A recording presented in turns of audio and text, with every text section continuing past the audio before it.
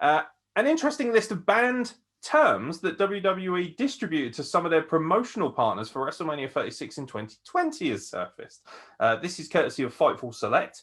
The list includes some of the standard banned words like kayfabe or diva, but there are some other terms that have never been reported on, such as needs a push or strangle. That's awkward. It was noted that there were social media guidelines that instructed associated accounts to not reply to fans in the comments, not to speculate on rumors or future storylines, and to always present WWE and their talents in a positive light. The term dirt sheets was also used as they were told to be sensitive of the language used and how it may be interpreted by dirt sheets. WWE was particular about not. I can see Carl Wilkinson doing the face. I know that it's a really good news story because Carl Wilkinson. I wait for that. That should be on a t-shirt. WWE was particular about not encouraging violence among the audience. That's what audience? There was no audience last year. I know, right? There were other simple guidelines such as reducing the use of hashtags on Facebook, avoiding words that trigger spam labels from various algorithms, and not using talent names that the brand did not have endorsement rights to. Pedigree, spear, people's eyebrow, and smell la la were among those terms. Oh, fucking comedy gold, mate, is what this is. This is a comedy piece. I swear down it. It was also specified that sports entertainment and superstars were the preferred terms over wrestling and wrestlers, which has been noted in the past. There were exceptions made when quoting superstars or executives.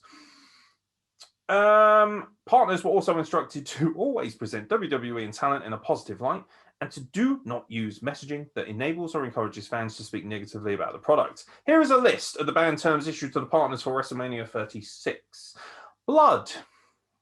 Choke. This reads basically is my kink list, by the way, ladies and gentlemen. Belt. Strap. Diva.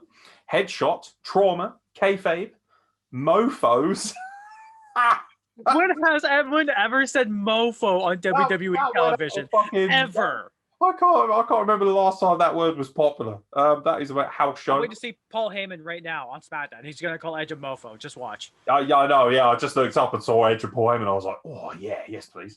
DQ, the anti-diva, spinal injuries, victim, violence/violent, wrestling/wrestlers, WWF, wife beater, curb stomp, needs a push, to be over, babyface heel, to job or jobber, card, strangle, kill, or murder. There you go. Not bad, eh? What the fuck do you think of that? What do I call a choke slam now? Do I call it a hand throat hug slam? It's a struggle slam. The strangle slam. Well, be careful with that one. I bet Vince has had many a struggle slam in his office. Allegedly. Yeah, that, like, you know, the last two I get, you know, kill, murder, all that. Those ones I can understand. Yeah. You know, they want to try and keep kayfabe. It's 2021, Vince. It doesn't exist anymore, bro. Sorry. He's the one who killed it. He's the one who went out on. Do you remember way back when? I don't know if you do actually. I'm old enough to remember when Vince McMahon went on TV and he said, "What we do isn't real. Wrestling isn't real." He shattered kayfabe himself. He's the one who fucking went out there and destroyed it. Did he completely revolutionize what wrestling is and make it the most entertaining spectacle in the world at one point? Absolutely, and he deserves all the love and credit for that. And history. You know, if you don't try and delete that as well, Peacock, that will obviously show in hindsight when he's dead, amongst other things, alarmingly. But he's got some fucking nerve going out there and saying, like, oh, you got to keep kayfabe. Really? So, spinal injuries is on this list. Does that mean that we weren't allowed to mention that when Edge wrestled Randy Orton then? Because that seems very, very silly that he spent 9 years getting over spinal injuries to come back and achieve his dreams once again.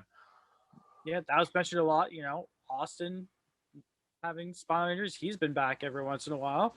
He had plenty of spinal issues. You're not allowed a spine. That's basically what he's saying there. No spines. Fuck off. So what he's saying is, and I'm just going to push this because Mortal Kombat got delayed a week, and I'm really upset about it. But he just wants Sub-Zero to come out. Yeah, it's coming out the 23rd now. Oh, okay. It was supposed to come out on my birthday, and I'm really upset it's not now. Yeah, you're the only one who's really that upset about a week delay because it then ruins your plans for your birthday. Yeah, it did. But he just wants Sub-Zero to come around, spine rip them all and just, okay, go on out there with no back. That Vince McMahon is both he's an evil scientist. He's like a mad scientist you'd see on like a run-of-the-mill superhero show. Like he's this crazy supervillain that has done some incredible things, but you still look at them all and go, but why though? He's mad. He's just mad. Yeah, he's just got to an age where he's like, fuck you. I just want to... He genuinely thinks he owns the world. He's got that billionaire mentality of, I can do whatever I want because I got the money to back that up. And I understand that, because if I had a lot of money like that, I would dictate my own narrative as well. But the problem is, he's not dictating his own narrative. He's dictating everybody else's narrative. That's the biggest problem here. You can't sit there. You can't... I suppose you can.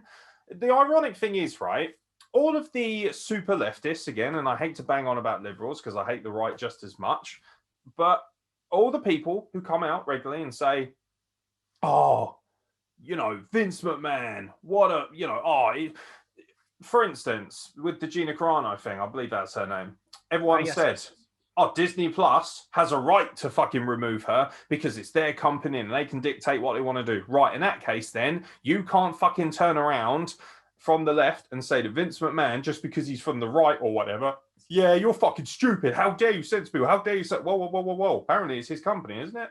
Like, I'm not defending it. I think it's a fucking joke, but I'm not one of these stupid people who needs to subscribe to a side or a label to make myself feel better as a part of society. I just vote like everybody else does, and I inform myself and I educate myself on who the best candidate to do is, other than reading The Sun like Barry or Keith over there, who are like, yeah, well, The Sun told me that Cameron's nasty, so I'm going to vote for that geezer. Fucking good for you, mate. That's why this country is in the fucking state it's in, because people like you can't make your own informed decisions.